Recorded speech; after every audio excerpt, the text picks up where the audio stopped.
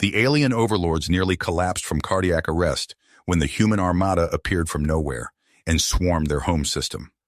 300 battleships, 50 carriers, a dozen fortress-sized dreadnoughts, particle cannons, missile batteries, and drone swarms bristling from every human vessel. The aliens always considered their plasma cutters and fusion torpedoes the apex of military might. Now their weapons seemed laughably antiquated next to humanity's antimatter warheads and gamma-ray lasers. In the Pakled Dominion's command center, Supreme Overlord Draco's advisors erupted into panicked shouting. Some urged immediate surrender. Others advocated a devastating first strike, hitting the human fleet before it could deploy. Draco watched the tactical holograms in numb horror as thousands of human dropships rained from the battleship's hangar bays, disgorging power-armored Marines onto the surface of the Pakled homeworld. This couldn't be happening. The Pakled were destined to rule the stars, not be overthrown by upstart primates from an unremarkable blue planet. When Pakled priests made first contact with the humans a decade earlier, they dismissed them as a minor regional power, a young species too busy squabbling amongst themselves to ever threaten Pakled dominance. Draco now realized how terribly wrong those assessments had been. These humans were no primitives. Forged in the crucible of interstellar wars against far deadlier foes, they were as psychologically hardened as they were technologically advanced. Negotiation was futile. Admiral Roger James, the scarred old warhorse in charge of the human fleet, contemptuously dismissed the Pakled's surrender demands, declaring humanity's manifest destiny to rule the galaxy. Desperate and out of options, Draco ordered his battle fleet to attack, praying to the Pakled war gods that a decisive first strike might cripple the human juggernaut. His hopes died as quickly as his ships did. The invading fleet effortlessly shredded the Pakled battlecruisers with storms of railgun slugs, antimatter torpedoes, and searing laser beams. In minutes, a third of the Pakled armada was molten wreckage tumbling through space. And meanwhile, the human ground forces were slicing through Draco's armies, seizing spaceports and power plants in lightning raids. Draco slumped in his command throne, sickened by the icy tendrils of fear worming through his gut. His species now faced an existential threat beyond anything they'd ever imagined. This was no longer a war for conquest and glory, but a desperate fight for survival against an overwhelmingly superior foe. The Pakled would battle on, but in his hearts, Draco already knew the terrible truth. Against this relentless human juggernaut, defeat was only a matter of time.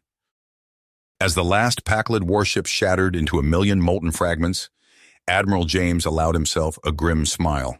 The alien fleet was utterly broken, its charred remains tumbling through the void of the Thaxius system.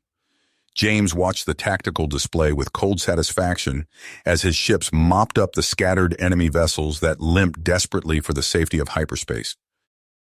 "Admiral, incoming communication from Earth," his comms officer reported. "It's the President, sir." James's brow furrowed. What could that naive girl want now, with victory so close at hand? He took a breath and smoothed his features before answering the call. President Alice Novak's youthful face materialized on the interface, her expression grave. "Admiral James, I've been monitoring your offensive. While I commend your success, I must express my concern about this unilateral action.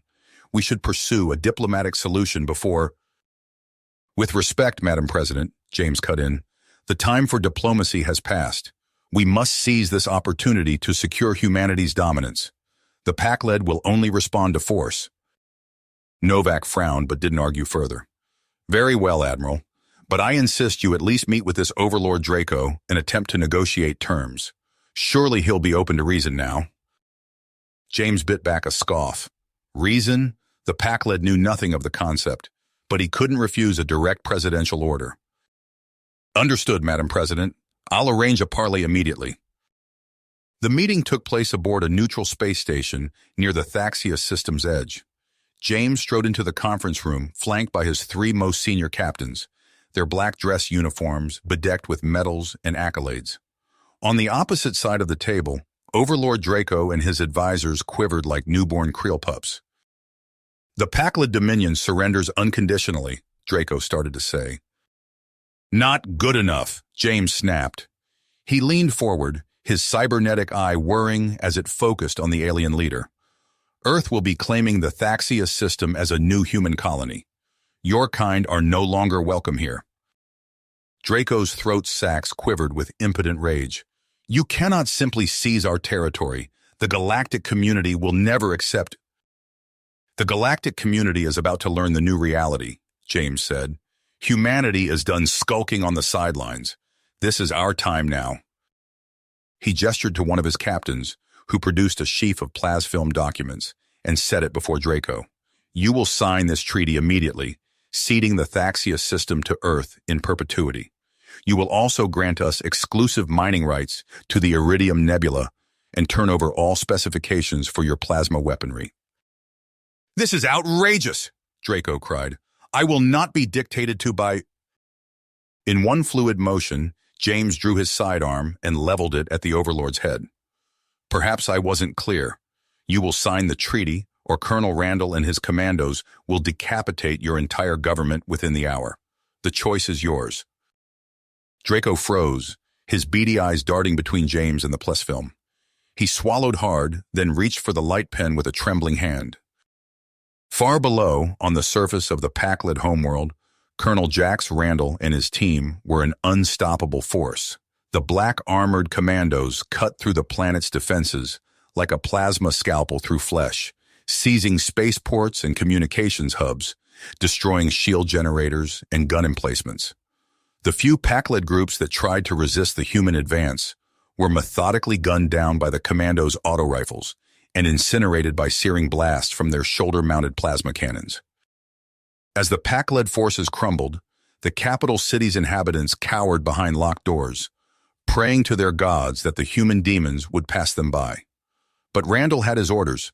Within hours, his troops overwhelmed the government district's defenses and stormed the Supreme Overlord's palace. They found the building abandoned, the Pakled leadership having fled like roaches before a flame. Randall allowed himself a rare grin behind his visor as he planted the Earth Alliance flag atop the palace's highest spire. The Thaxius system belonged to humanity now. Their species' manifest destiny was at hand. Across the stars, the news of the humans' conquest spread like wildfire. The once pitied Terran upstarts, confined to a few meager colonies and outposts, had revealed themselves to be a slumbering giant now awakened. One by one, alien rulers and councils turned their eyes towards Earth, whispering of the new player that had burst onto the galactic stage. Many trembled at humanity's military might and unflinching purpose. Others spoke of the vast riches of the Thaxius worlds, now firmly under human control. A few quietly sharpened their talons and plotted, seeing the humans as the new rival power that must be expunged. And in the halls of the Galactic Council, ancient and proud civilizations shifted nervously in their seats, realizing an age of human dominance could soon be at hand. The euphoria of victory was short-lived. As the dust settled on the Pakled homeworld, Colonel Jax Randall surveyed the scarred landscape from the balcony of the former Supreme Overlord's palace. The city below lay in ruins, smoke still rising from pockets of destruction. But amid the wreckage, something stirred. A massive explosion rocked the spaceport, sending a fireball billowing into the sky. Randall's comm crackled to life. Sir, we're under attack. Pakled insurgents have breached the perimeter. Randall's face hardened. Deploy all available units. I want these rebels crushed. But crushing the Pakled resistance proved easier said than done. Over the following weeks, hit-and-run attacks plagued human patrols. Supply convoys were ambushed, their precious cargo of food and munitions disappearing into the sprawling network of tunnels beneath the Pakled cities.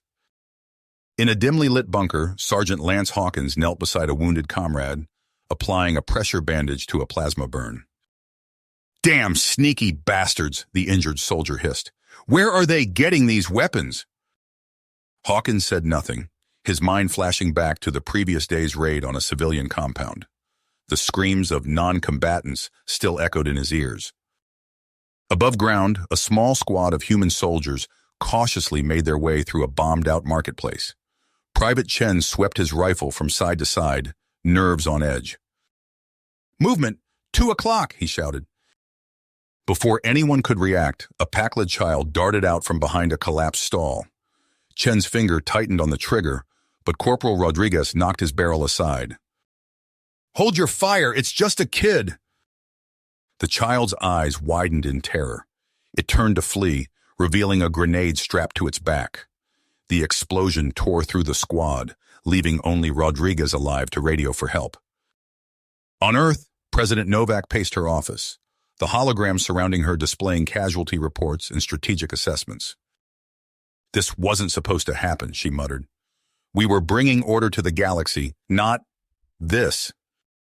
Her chief of staff cleared his throat. "Madam President, Admiral James is requesting an emergency meeting." James strode into the Oval Office, his cybernetic eye whirring as it took in Novak's haggard appearance. "Madam President, we need to escalate our response. The Pakled insurgency is spreading to other worlds in the system. If we don't act decisively, we risk losing everything we've gained." Novak's eyes narrowed. "And how many more civilian casualties will your decisive action incur, Admiral?" James's expression hardened. "With respect, Madam President, we cannot afford to be squeamish. The entire galaxy is watching. If we show weakness now, every 2-bit alien warlord will see it as an invitation to challenge our dominance." Back on the Pakled homeworld, Sergeant Hawkins stood at attention before Colonel Randall's desk. "Sir, I need to report a serious violation of our rules of engagement." Randall looked up from his datapad, eyebrow raised. "Go on, Sergeant." Hawkins took a deep breath. "Yesterday's raid on the residential district. It wasn't a legitimate military target. We killed civilians, sir. Women and children." Randall's expression didn't change. "And how many of our soldiers have died from booby traps set by those same civilians, Sergeant? How many suicide bombers have we lost to? This isn't a clean war anymore." "But, sir—" "Dismiss, Sergeant. I suggest you focus on keeping your men alive rather than second-guessing our tactics." As Hawkins left the office, his comm unit chirped. A grainy video began to play, showing Pakled rebels storming a human supply depot. They emerged with crates of advanced weaponry, whooping in triumph. Hawkins's blood ran cold. He knew those weapons: particle disruptors, plasma grenades, even a few powered armor suits. In the hands of the increasingly sophisticated Pakled insurgency, they would be devastating. The depot's capture galvanized the rebellion. Across the Pakled system, dormant cells sprang into action. On a dozen worlds, the night sky lit up with the flash of explosions and the actinic glare of energy weapons. Admiral James's voice boomed through the command center of the orbiting human dreadnought. "All ships, this is actual. Operation Hammerfall is a go. I want every available trooper and vehicle deployed planetside within the hour." As dropships streaked through the atmosphere, disgorging fresh waves of human soldiers and armored vehicles, the Pakled capital erupted into chaos. Rebels armed with stolen human weapons engaged the occupiers in vicious street-to-street combat. Sergeant Hawkins crouched behind a shattered wall, the chatter of auto rifle fire filling the air. A young private next to him screamed as a plasma bolt seared through his armor. "Medic!" Hawkins shouted, dragging the wounded soldier to cover. As he applied a coagulant spray to the smoldering wound, a nearby building collapsed, brought down by a rebel-fired anti-tank missile. The acrid smoke stung Hawkins's nostrils as he peered through the rubble-strewn street. A Pakled fighter darted between burnt-out vehicles, brandishing a captured human particle rifle. Hawkins sighted down his weapon, finger tightening on the trigger. But as the crosshairs settled on the alien's head, he hesitated. The Pakled's eyes met his, filled not with hate, but with a desperate dedication to defend its home. In that moment, as the sounds of battle raged around him, Sergeant Lance Hawkins realized the terrible truth. There would be no clean victory here, no glorious triumph of human manifest destiny, only a grinding, brutal struggle that threatened to consume them all. Admiral James stood before the holographic display, his cybernetic eye whirring as it processed the reports flooding in from across the Pakled system. His face twisted into a snarl of rage. "Enough," he growled. It's time we show these insects the true meaning of human supremacy. With a savage gesture, he keyed his command codes into the tactical console. All ships, this is actual. Commence Operation Hellfire. I want every rebel stronghold reduced to ash. In orbit above the Pakled homeworld, massive dreadnoughts repositioned themselves. Their weapon ports slid open, revealing banks of super-heavy plasma cannons and kinetic strike launchers. The night sky lit up as lances of searing energy and hypersonic projectiles rained down upon the planet's surface. Entire city blocks vanished in blinding flashes, vaporized in an instant. Shockwaves rippled outward, shattering windows and toppling structures for miles around. The air filled with choking dust and the screams of the dying. As the orbital barrage lifted, dropships descended through the atmosphere. Armored personnel carriers disgorged waves of heavily armed troops, their powered exoskeletons gleaming in the fires of the ruined cities. Sergeant Hawkins led his squad through the smoldering ruins, auto rifle at the ready. They moved from building to building, clearing each structure with ruthless efficiency. Any Pakled they encountered, armed or not, was gunned down without hesitation. "Contact front!" Private Chen shouted, opening fire on a group of figures emerging from a collapsed tunnel entrance. Hawkins dropped to one knee, squeezing off precise bursts. 3 Pakled rebels fell, their stolen human weapons clattering to the ground, but more kept coming, pouring out of the subterranean network like ants from a disturbed hive. "Fall back," Hawkins ordered. "Rodriguez, lay down suppressing fire." The squad retreated, leapfrogging from cover to cover, as Corporal Rodriguez's heavy repeater spat streams of hypervelocity flechettes. They made it to the relative safety of an armored personnel carrier just as a Pakled anti-tank missile streaked overhead, detonating against a nearby building. Inside the APC, Hawkins keyed his comm. "Bravo Actual, this is Bravo 3. We're pinned down in Sector 7, requesting air support, over." "Negative, Bravo 3, came the terse reply. "All air assets are engaged. Hold your position and wait for reinforcements." Hawkins swore, banging his head against the vehicle's armored hull. This was no way to fight a war. For every rebel cell they crushed, 2 more seemed to spring up in its place, and the collateral damage. His thoughts were interrupted by a deafening explosion. The APC rocked violently, smoke pouring in through ruptured seams in its armor. Hawkins's world went black. He awoke to the acrid stench of burning flesh and the screams of the wounded. Blinking away blood from a gash on his forehead, Hawkins took in the carnage around him. The APC lay in ruins, its crew and half his squad torn apart by what must have been a massive IED. As he staggered to his feet, a small figure darted out from behind a pile of rubble. A Pakled child, no more than 8 or 9 years old, but clutched in its hands was a primed plasma grenade. Time seemed to slow.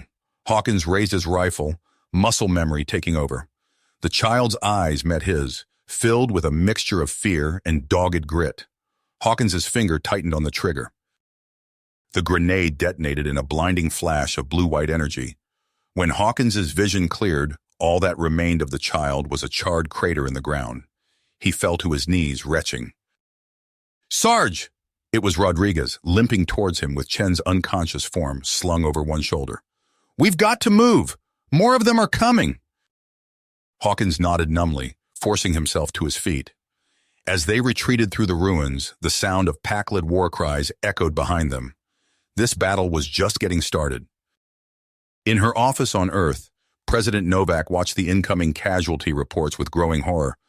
The holograms surrounding her desk displayed scenes of devastation from across the Pakled system. Cities reduced to rubble, refugee camps overflowing with shell-shocked civilians, field hospitals struggling to cope with the endless stream of wounded. "This has to stop," she whispered, her hands clenching into fists. "We're supposed to be better than this." Her chief of staff cleared his throat. "Madam President, Admiral James is on the secure channel. He's requesting authorization for escalated measures." Novak's eyes narrowed. "Put him through." James's hologram flickered to life, his face set in grim lines. "Madam President, the situation on the ground is deteriorating. We need to take more aggressive action if we're to—" No, Novak cut him off. I've seen the reports, Admiral. This isn't a war anymore. It's a slaughter. I'm ordering an immediate cessation of all military operations and the withdrawal of our forces from Pakled space. James's cybernetic eye flashed red. With all due respect, Madam President, that would be a catastrophic mistake. We cannot show weakness now. The entire galaxy is watching. I don't give a damn what the galaxy thinks, Novak shouted, slamming her palm on the desk. This ends now, Admiral. That's an order. James's hologram vanished without another word. In the silent vacuum of his flagship's bridge, the Admiral's face twisted into a mask of cold fury. He would not be denied victory, not when they were so close. Tactical, he barked. Prepare to deploy Special Weapons Package Omega. Authorization code Ragnarok. The weapons officer paled. Sir, those munitions are prohibited by galactic treaty. Their use would be considered a war crime. James fixed the man with a withering glare. The only crime here would be allowing these savages to defy humanity's manifest destiny. Now carry out your orders, or I'll find someone who will. As the massive canisters were loaded into their launch tubes, James allowed himself a grim smile. Soon, the Pakled rebellion would be nothing but a memory, and if a few million civilians had to die to secure humanity's dominance, well, that was a price he was more than willing to pay. The Imperator's engines sputtered and died, leaving the once mighty dreadnought adrift in the cold void of space. Admiral James slumped in his command chair, his cybernetic eye flickering erratically as the ship's systems failed one by one. Around him, the bridge crew lay motionless at their stations, victims of the insidious contagion that had torn through the fleet. James coughed, a wet, rattling sound that shook his emaciated frame. With trembling hands, he activated the ship's log for one final entry. This is Admiral James, he wheezed, each word a struggle. Our campaign against the Pakled, a catastrophic failure. The bioweapon, it mutated, spread to our own ships. I thought we could control it. I was wrong. He paused, fighting for breath. The bridge lights flickered and dimmed. To anyone who finds this log, learn from our mistakes, our hunger for dominance, our belief in our own superiority. It doomed us all. A galactic empire. Perhaps it was always beyond our reach. We were too flawed. The log cut off as the last of the ship's power reserves failed. James slumped forward, his remaining organic eyes staring sightlessly at the dead consoles before him. Across the fleet, similar scenes played out. Quarantine protocols crumbled as panicked crew members fled their dying ships, carrying the mutated virus with them. On Earth, the first shuttles bearing survivors slipped past orbital defenses, touching down in crowded spaceports. Within days, the contagion had taken root in Earth's teeming megacities. It spread with terrifying speed, overwhelming hospitals and turning bustling metropolises into ghost towns. In her fortified bunker, President Novak received the grim reports with growing horror. Madam President, her chief of staff said, his voice cracking, the virus has breached containment in New Shanghai. Projected casualties, 80% of the population within the week. Novak's face hardened. We have no choice. Initiate Protocol Omega. Hours later, orbital defense platforms rained fire upon the infected zones. Entire city blocks vanished in blinding flashes, taking millions of lives in a desperate bid to halt the pandemic's spread. But it wasn't enough. The virus, now airborne and capable of surviving in diverse environments, continued its relentless march across the globe.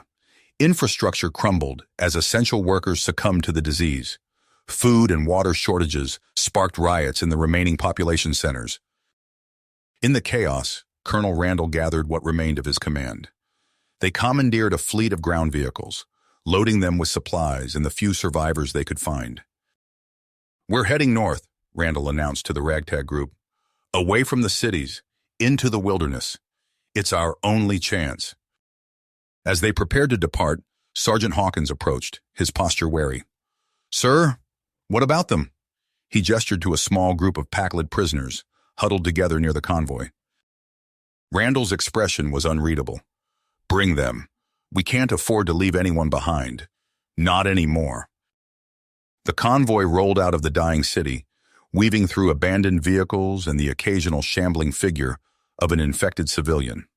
In the rearview mirror, Randall watched pillars of smoke rise from the urban sprawl, marking humanity's fall from galactic conquerors to a species struggling for mere survival. Light years away on the alien world of New Rylath, Supreme Overlord Draco observed the unfolding catastrophe with a mixture of satisfaction and disbelief. The vast holographic display before him showed the rapid disintegration of human-controlled space. "They've done it," Draco murmured, his scaled fingers tightening on the arms of his throne. "They've actually destroyed themselves." His chief advisor, a being of shimmering energy, pulsed with concern. "The power vacuum they leave behind, it will destabilize the entire sector. We must act quickly to secure our position." Draco nodded, his reptilian eyes narrowing. "Prepare the fleet. It's time we reclaimed what was taken from us." As the new Rylath warships prepared for departure, the last fragments of the human armada drifted aimlessly through space, their crews long dead. The dream of humanity's manifest destiny among the stars had turned to ash, leaving behind only silence and the promise of a long, desperate struggle for survival. You have reached the end of the story. If you enjoyed this story and want to support us, please leave a like and subscribe to our channel, and for every comment that says 88, I will heart every single one of them. Thank you for your time.